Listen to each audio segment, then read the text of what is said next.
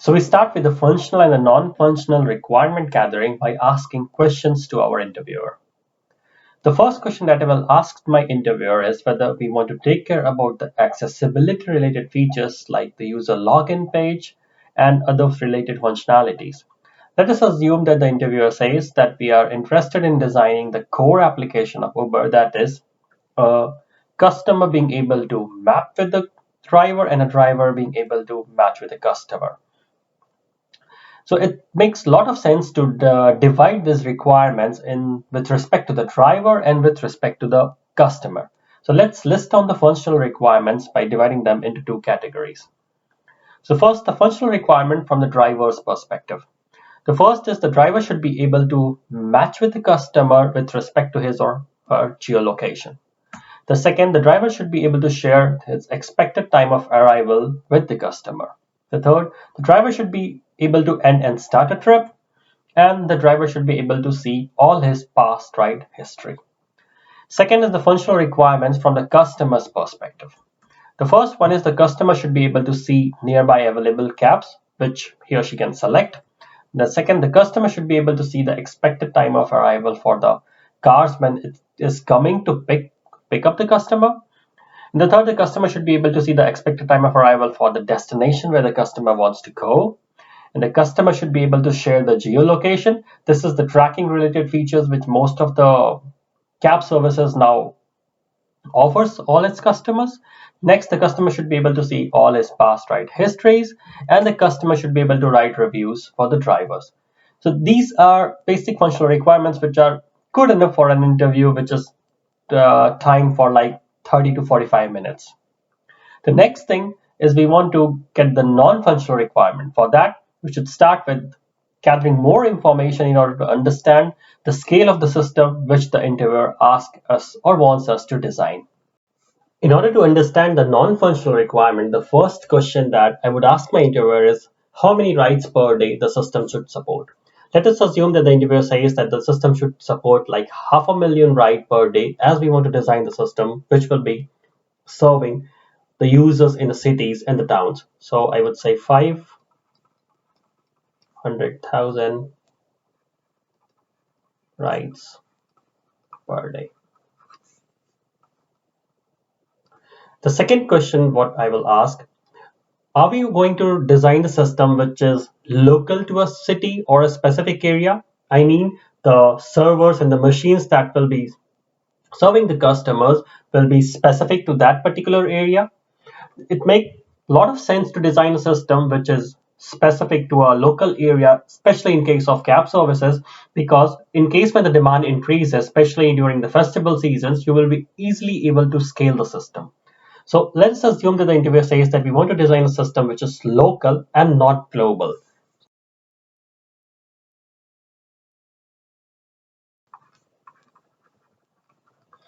So design a system that's local to a specific state, city, or a town. The next is how much minimum time you will give for matching to take place. That is a customer being able to match with a driver or driver being able to match with a customer. So you want to design a system which is really fast or being a system which is really highly consistent. Let us assume that 30 seconds is the time which we will give for this matching. If there is no matching in 30 seconds, the system says a timeout.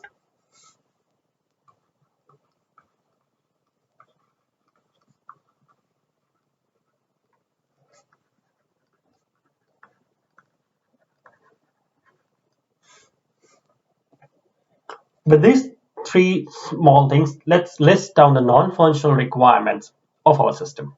The first non-functional requirement is highly available. Since for cab service time is really important, so we want to design a system which is highly available, as people might be using the cab for doing things which are critical with respect to time. And the next one is the driver should be able to match with the customer in 30 seconds, as we discussed. And then consistency.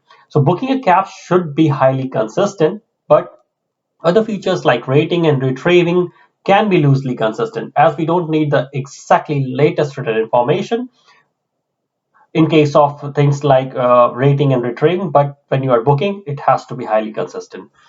And the last one is highly scalable. That's really important because when the seasons are during festival seasons, the demands will be really high. So we should be able to scale the system quickly. And that's why we want to design a system that is local to a city and not a global. With these things in mind, let's move on. Since we divided our functional and the non-functional requirements with respect to the drivers and the customer perspective, let us list down the APIs with respect to the customer and with respect to the driver.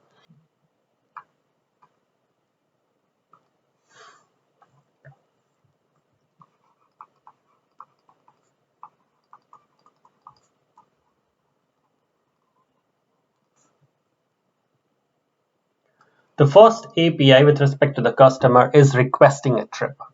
So the requesting a trip would take a user token, that is the authentication related token, and then the start location and the end location where the user wants to go.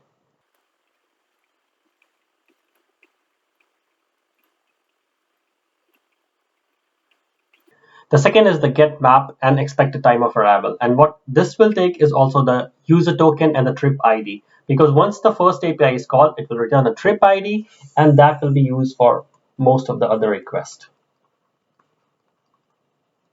So it will say get map and ETA.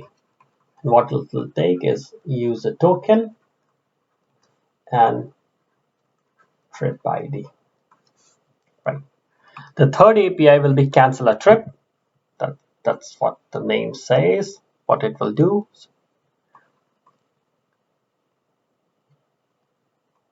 Cancel trip, and this will just take the user token and trip ID. The fourth API would be get the trip status, what's going on, what's the status of the trip, and that can be get trip status, and this will also take user token and trip ID. The fifth one will be update location in case the user wants to change the destination of the trip in the middle of an ongoing trip, then this API should help the user do it. So update location, and this will also take the user token and the current trip ID. And this might generate a new trip ID and return back to the user. And the last one is rating, that is rating a driver. So let's call this as rate driver. And this will also take user token and trip ID. Cool. Now let's move on and list down the APIs with respect to the driver.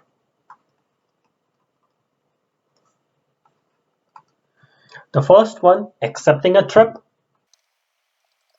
and this will take a user driver token and the trip ID. Cool. The second is canceling a trip, if the driver wants to cancel a trip.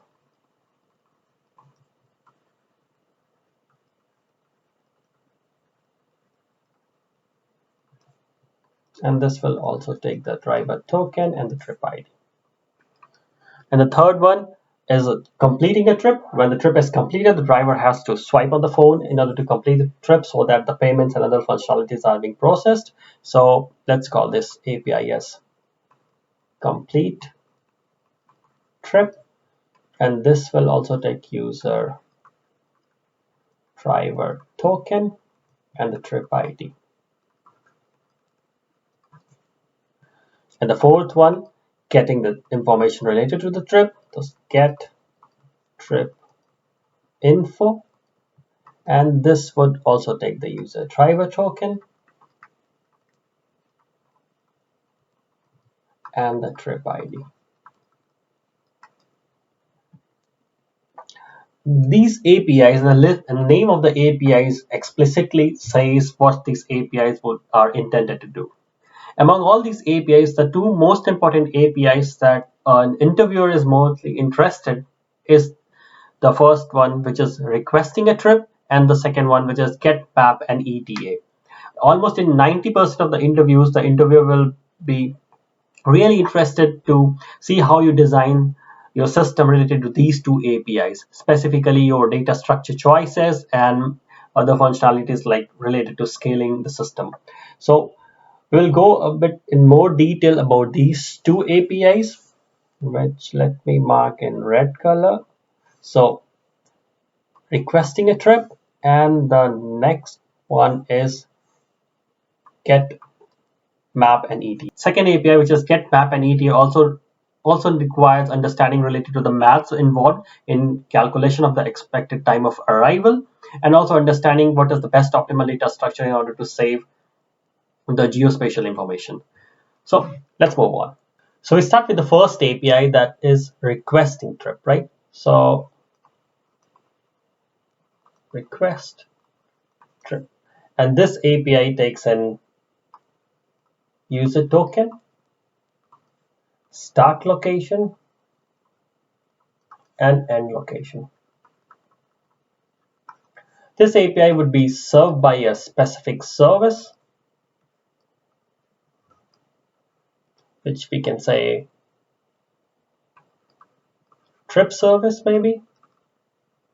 And the main important task of this service would be getting all this information properly in the database,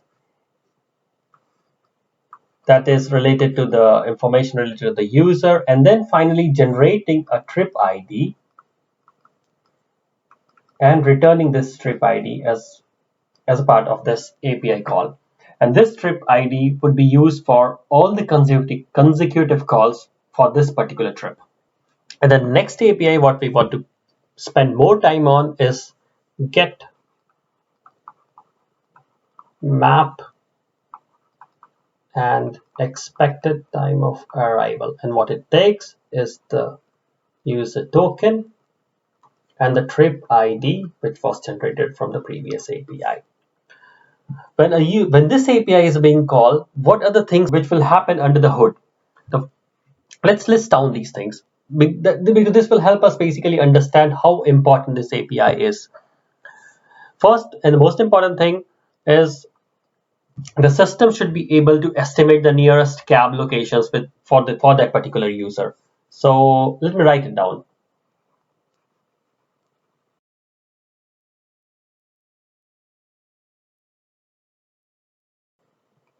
Right? And the second, what will happen is the system should be able to match the customer with a prospective driver. So you can say,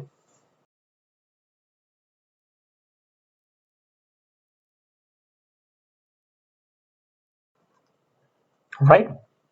Then the third thing, what will happen is sending the push notifications to the drivers that there is a request and if they want to accept it. So,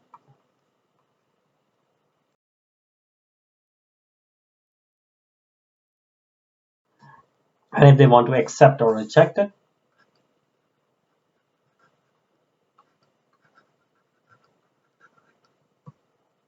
right? And also, when this API is being called, the ETA should be estimated how much time the driver would take to reach the customer.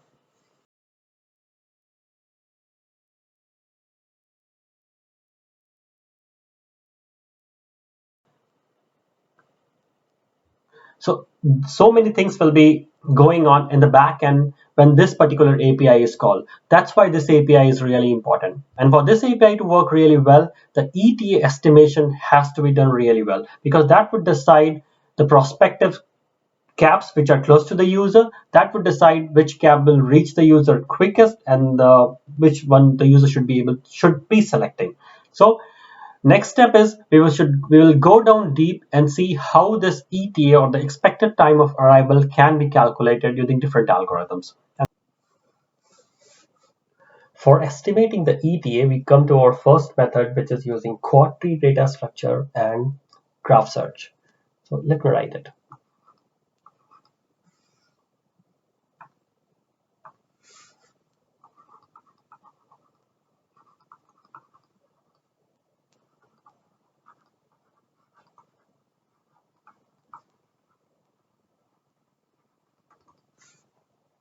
What is quadtree? So quadtree is an amazing data structure for saving geospatial information.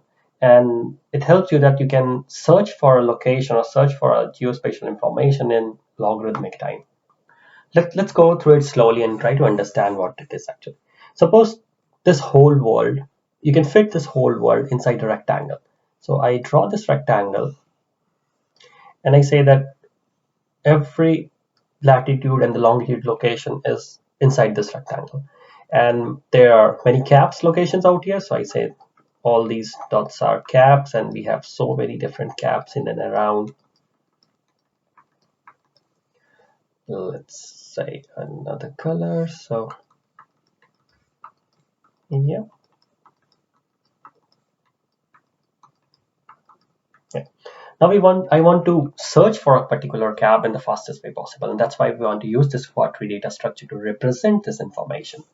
What quadtree will do, it will divide this whole information into 4 equal paths. Okay, so by drawing a line, so we draw a line from the center and divide this bigger rectangle into 4 smaller rectangles and give them an ID. Maybe this is ID 1, ID 2, ID 3, and ID 4. We have certain parameters in this division, and I say this parameter phi is such that we keep on dividing till this phi, which is the number of caps in a rectangle, is greater than maybe 10. So if in any of these rectangle, if the number of caps is greater than 10, then we want to divide this further into 4 more parts. And let's say like here, I add more caps just to make this logically correct. So I add maybe 10, 8 more caps. Now the number of caps in that rectangle is more than 10. So this rectangle will be further divided into 4 more parts. And we assign free ID again to all of these smaller parts. So maybe we assign the ID till 4. So I say this is ID 5, this is ID 6, this is ID 7, and this is ID 8. Okay, and each of these ID is hashed and can be searched, has a unique identifier. I want to say each of these ID has a unique identifier.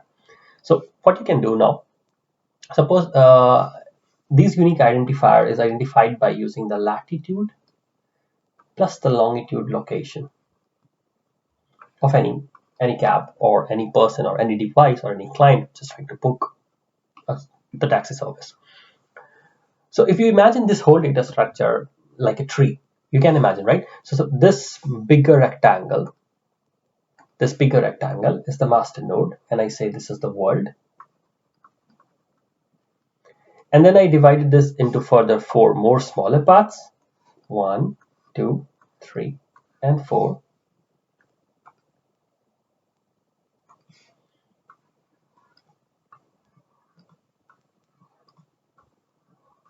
And assign an ID to each of these parts. So I gave them as an ID 1, ID 2, ID 3, ID 4.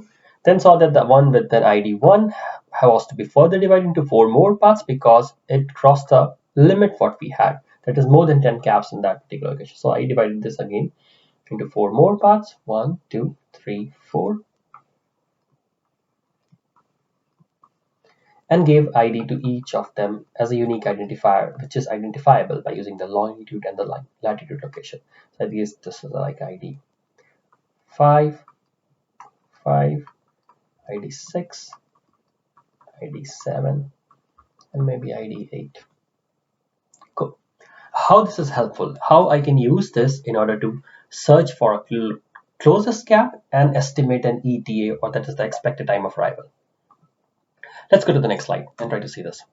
So this is a map example, and we are having caps in and around location, and we have a quadtree data structure which has unique identifiers, that is IDs, and we can search through that quadtree in order to get to a particular location or particular cell ID.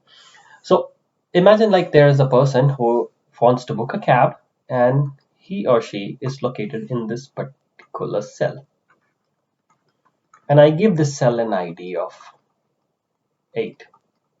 Rest of the cells also have some ID. So if I use the cell ID 8 and traverse the graph, and then get to the graph where this ID 8 matches, and once I read this node, I will know all the caps which are inside this ID or inside this cell.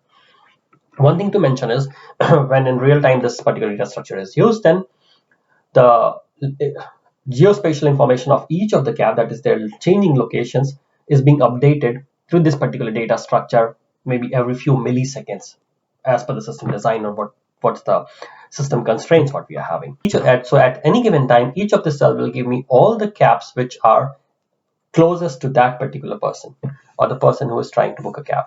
So I knew the latitude and the longitude location of this person.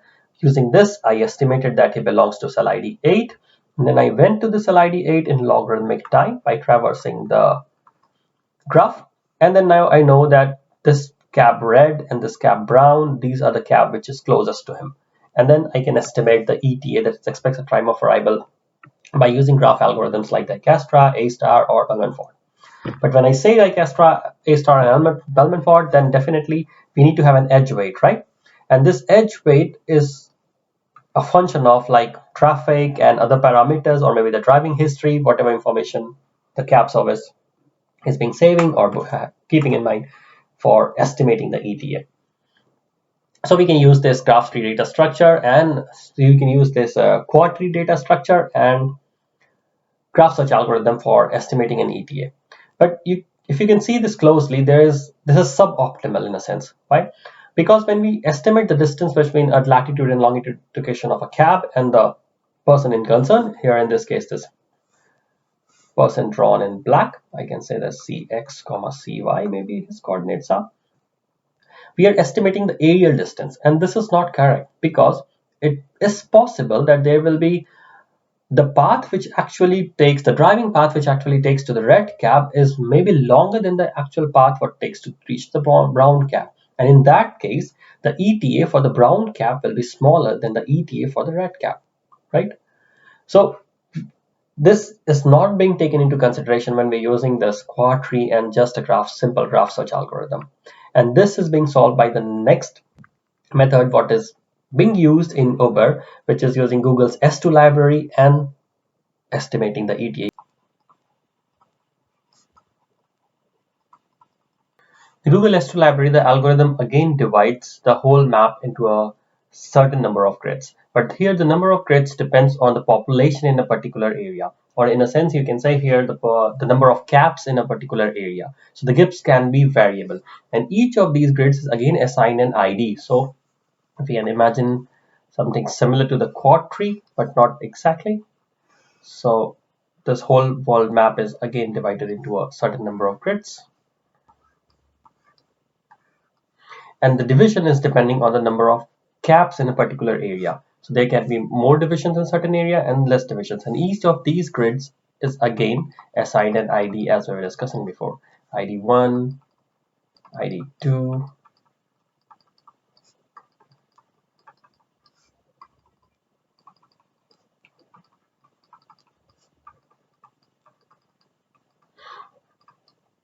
and Google estimates these IDs from time to time and updates its database in the backend.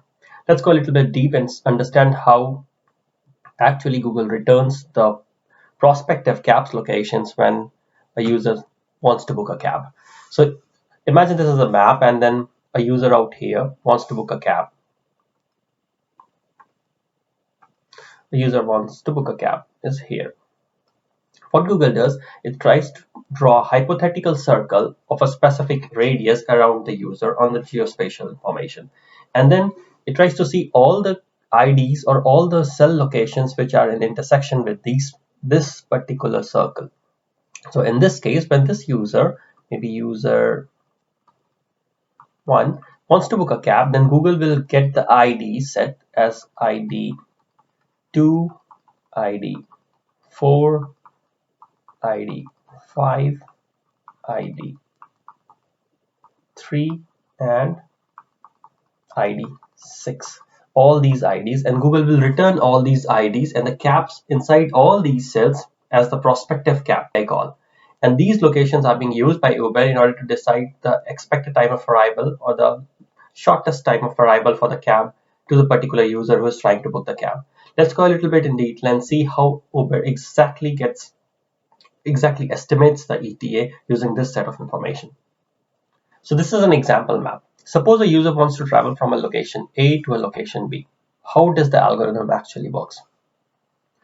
So inside each cell, and this is really important, inside each cell, the cell is again further divided into more number of sections.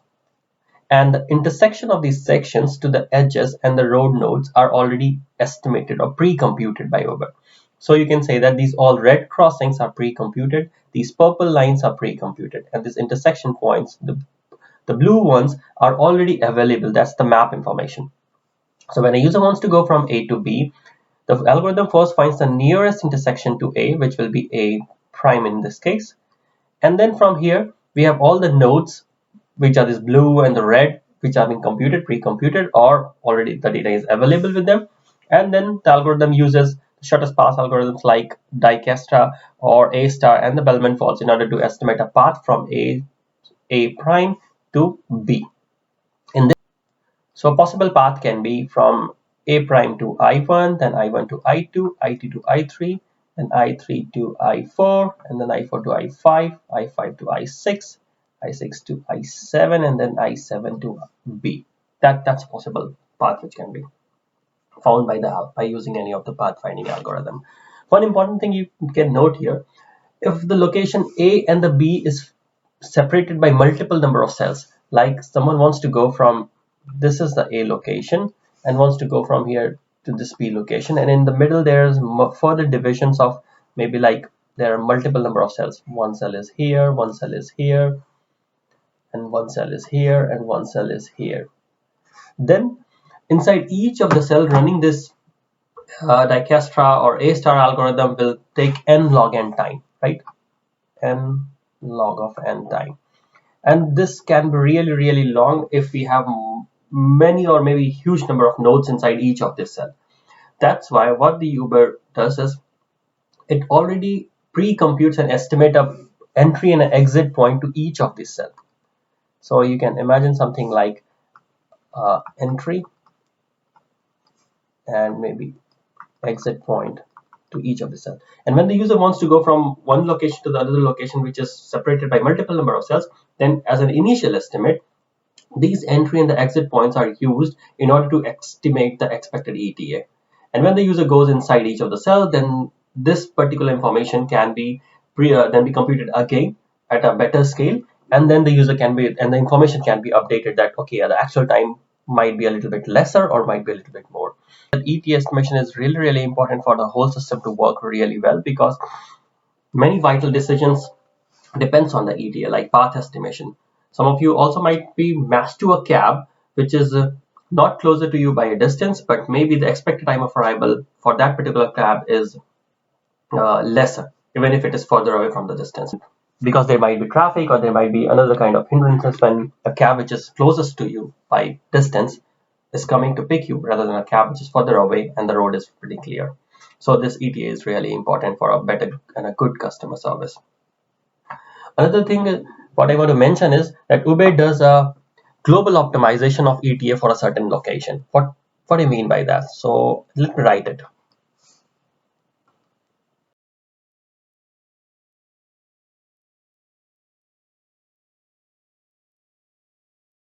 Suppose in surrounding there are 10 cabs and 5% wants to book the cab. So we have 10 cabs and 5 customers wants to book the cab. Then it is possible that out of these 5 customers, 3 customers will have cabs with lower ETA, and 2 customers might have a cab, not lower, a cab with a little higher ETA.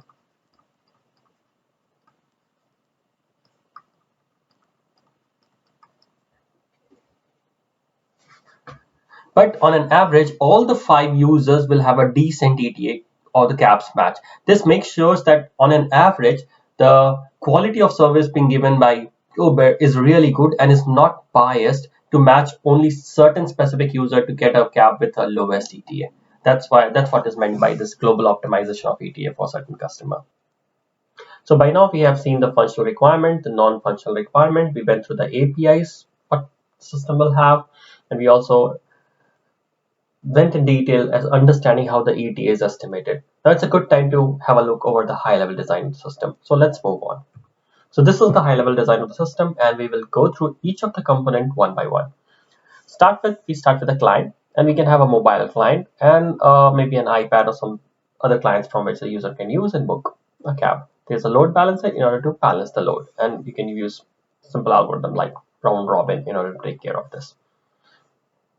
The next you see is WebSocket connection and map service and Kafka. And let's go through all of these. Why is WebSocket connection here? First, most important thing, for any taxi service, we need the GPS location or the GPS geospatial location of the client approximately in real time. That is, that information is being updated to the server like every few milliseconds. And for the same reason, we need to maintain a persistent connection with the client, and that's why we need a WebSocket connection. So every client sends in the GPS location to the backend server every 4 milliseconds in this case. Next, let's have a look over this map service. What it map service is. So this map service is subscribed to this Kafka, and it gets the GPS location or the location updates for each of its clients every few milliseconds. And this map service is responsible for estimating the ETA for the client and other map related services which is being given to the client. That's exactly the maps been shown on the client and things the tracking services need as well. This map service has its own database and as well as a caching layer. It's sometimes possible that two users are trying to book a cab from the same location A to location B. In that case, the map service does not have to estimate the ETA more than once, and it can reuse the information. That's why it makes sense to have a caching layer in order to save some useful information that can be reused by the map service rather than estimating it again and again by itself. Next, you can see is the user service. This user service, it handles the user profiles, login, logout, and other validation kinds of information. When a ride is requested, the ride service fetches this information from the request by sending a request to the user service. So this will have, you can say, user related information.